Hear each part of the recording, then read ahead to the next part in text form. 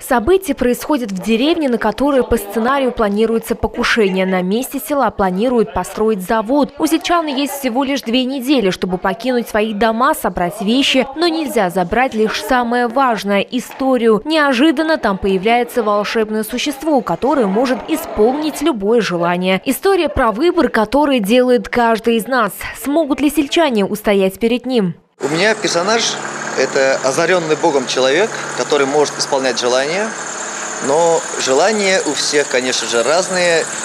Не все могут пожелать, чтобы родная деревня осталась на месте. У каждого свои хотения, можно сказать, хотелки такие. И кому-то охота стать депутатом, кому-то майором, кому-то охота просто съездить, отдохнуть на море.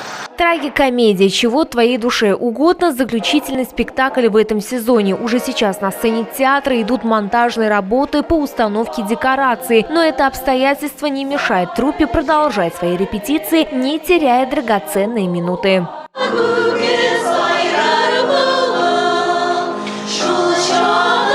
Для постановки пьесы «Чего душе твоей угодно» Набережно-Челнинский татарский драматический театр имени Аяза Гилязова получил грант Союза театральных деятелей Республики Татарстан в размере 600 тысяч рублей. Наш главный художник предложил такую версию, что раз само действие, раз сама глобальная история идет, затрагивает тему переезда, то и вся